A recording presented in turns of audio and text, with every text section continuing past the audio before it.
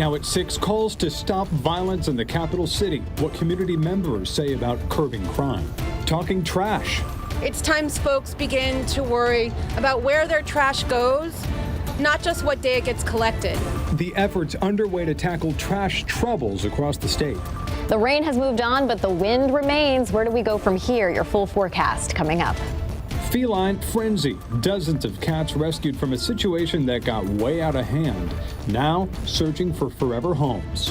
Food insecurity remains a major issue post-pandemic, and here at Hartford Public High School, this idea grades high. I'm Jim Altman. More ahead from Hartford on the Fox 61 News. Fox 61 News at 6 starts now. Good evening. Thanks for joining us here in the news at 6. I'm Ben Goldman. And I'm Jen Bernstein. Governor Ned Lamont says that he's making gun safety a priority this legislative session. But what does that look like when illegal guns are mostly to blame for urban homicides? Some are asking, are stricter gun laws the answer? Fox 61's Samaya Hernandez caught up with community leaders in Hartford and in Bridgeport. She joins us live from the state capitol tonight with their thoughts. Samaya. Yeah, the community leaders we caught up with tell us that they are pleased that the governor is making gun safety a priority this session. But when it comes to urban violence, they have very specific asks in terms of getting ahead of that. And it doesn't necessarily involve closing gun safety loopholes from legislation passed nearly a decade ago. People are losing their lives at a rapid pace, and anything that we can do to help save people. Driver by day, community worker by night. Dennis Broadnax is a street safe member who rushes to the aid and comfort of Bridgeport families in the horrifying moments after a community member is lost to gun violence. He's pleased Governor Ned Lamont is unveiling a set of legislative proposals aimed at preventing gun deaths. We're here because we want to avoid that next tragedy. That was Lamont on Thursday morning at St. Francis Hospital, where he announced plans to seek laws that close so-called loopholes in existing gun laws passed in the wake of the shooting at Sandy Hook. But with so many illegal guns on the streets, Broadnax wants to see investments in community organizations become a priority. If we get those kind of programs, we could get ahead of the curve. Now, we're not perfect. We may not be able to stop it completely, but we can make a difference, and it can save lives. He's not alone. In the urban centers, right, that are experiencing gun violence at a ridiculous rate, and there are people that are dying every day that never get the attention that a Sandy Hook or any other mass shooting gets across the country, but it happens more consistently. On Monday, Lamont said he intends to invest in community programs. The Reverend A.J. Johnson, who pastors in Hartford, where 37 people were killed with guns last year, hopes to see Lamont and lawmakers set aside $20 million in the state budget this year to support evidence-based groups on the ground doing prevention work. We need more money per year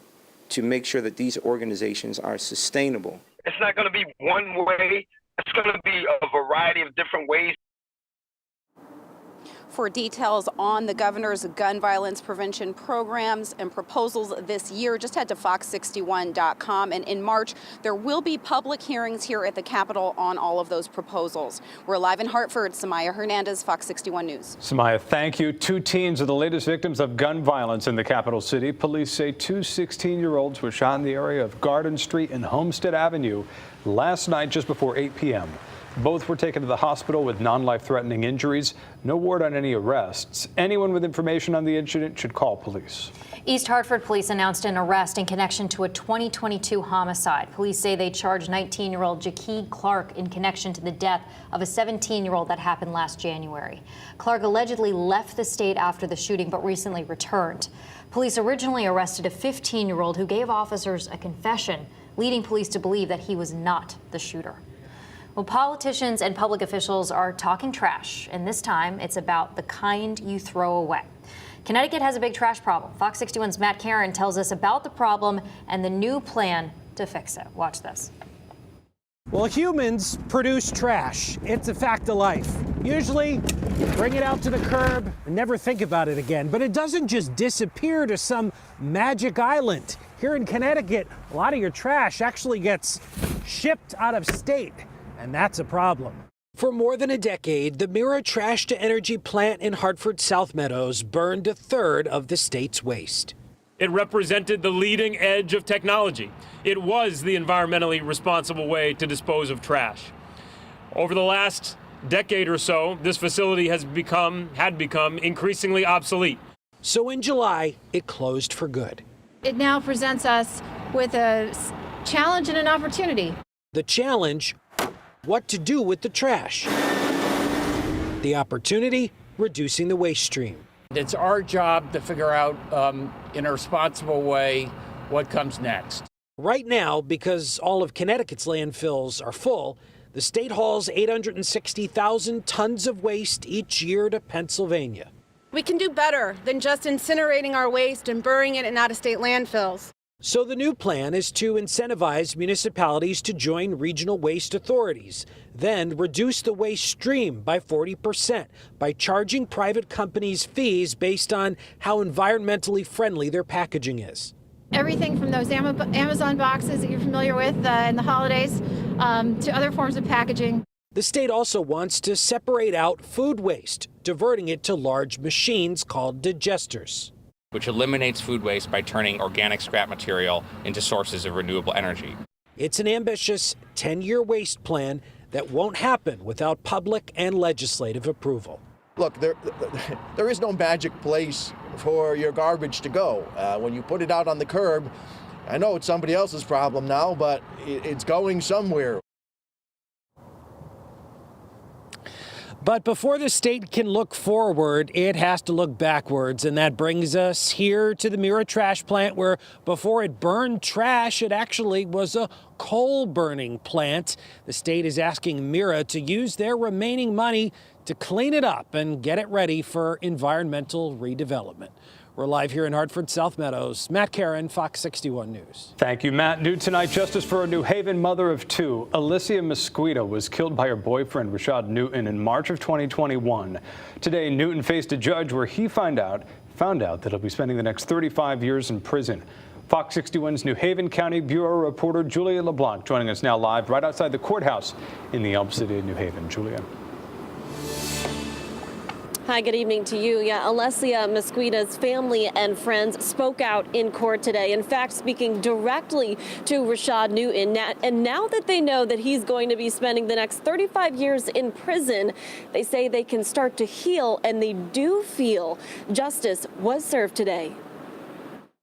He could have gone before he pulled the trigger. It's been almost 2 years since the family and friends of Alessia Mosca lost her to domestic violence.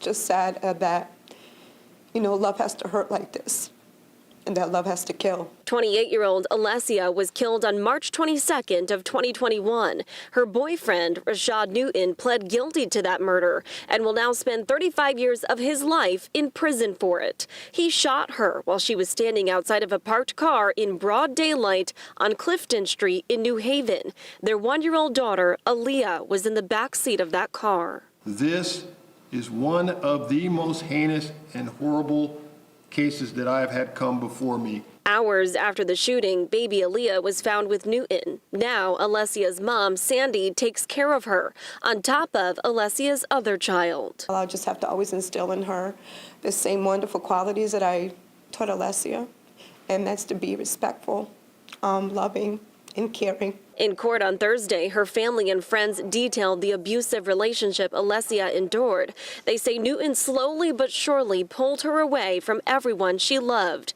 Now they're living in her honor, trying to stop others from having to ever experience what they feel. I hope my daughter's death has somehow prevented other women from going through the same thing. In the meantime, they'll all hold on to who Alessia was. They say she had a big heart and always had a positive attitude.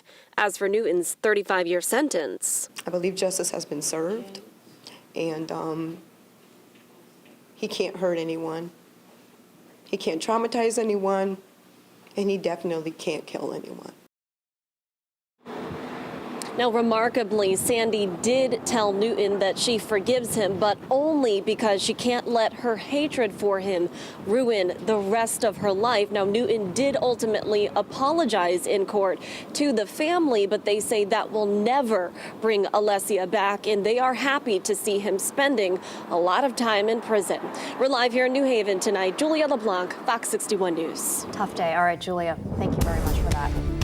Let's switch gears and talk about the weather right now. A much nicer day out there today than it was yesterday. A lot of us waking up to some sunshine. Chief Meteorologist Rachel Frank joining us. Hi, Rachel. Yeah, we had some sunshine, especially to start off the day, but these winds have been kind of relentless. The good news is we will see the wind diminish later tonight, and tomorrow it is not an issue. We've got gusts anywhere between 20 to close to 30 miles per hour. But here's a look at the overall trend, and you'll see things are working in the right direction, and that is downhill here. With all of the rain that we ended up getting last night, some areas ended up picking up 2 to 3 inches of rain. There are some river flood warnings that I want to tell you about, and these will be in effect through tonight with minor flooding occurring right now, but by tomorrow they should be over. The Still River at Brookfield and also the Housatonic River at Stevenson Dam. Satellite and radar is quiet here close to home. Temperatures right now are in the lower to middle 40s, 30s though for parts of western Connecticut. And we'll see overnight low temperatures dipping back towards the 30-degree mark as we head towards daybreak. Tomorrow we'll see a lot of sunshine, light wind in the morning, but increasing clouds in the afternoon. And there is a chance for an isolated flurry or a snow shower, so that's not going to have a big impact on your day tomorrow, but I didn't want you to get caught off guard. Otherwise, it turns even warmer heading into the weekend. We'll talk about it, your full forecast coming up in just a bit. Thank you, Rachel. Well, state police have arrested a woman in connection with the death of her 64-year-old boyfriend last October. Diane Nobliza of Uncasville was arrested and charged with second-degree manslaughter. According to police, Nobliza originally said that her boyfriend fell and hit his head around 4 a.m., but she didn't call police until around 1 p.m. because, she says, the boyfriend told her not to. In a second interview, though, she told police she pushed her boyfriend into a wall. West Hartford police are searching for an armed robbery suspect. Police say a person walked into the Fair Lawn package store on Park Road last night. They say the suspect showed an employee a gun, threatened the victim, and left with an undisclosed amount of money. Police say the suspect was believed to have left in a gold sedan that may have damage to the back passenger window. Anyone with information should call police. And a heads up for Bloomfield residents tonight. If you're out and about today, if you were out, you might notice some extra police officers around several different shopping plazas in town. The Bloomfield Police Department says that they're stepping up patrols after several thefts at the Capaco Shopping Plaza on Cottage Grove Road. They're also reminding drivers to not block the fire lanes and crosswalks in that plaza as well. A man is dead after a fire in his home in Westbrook this morning. This happened at The Cabins, a long-term small home community.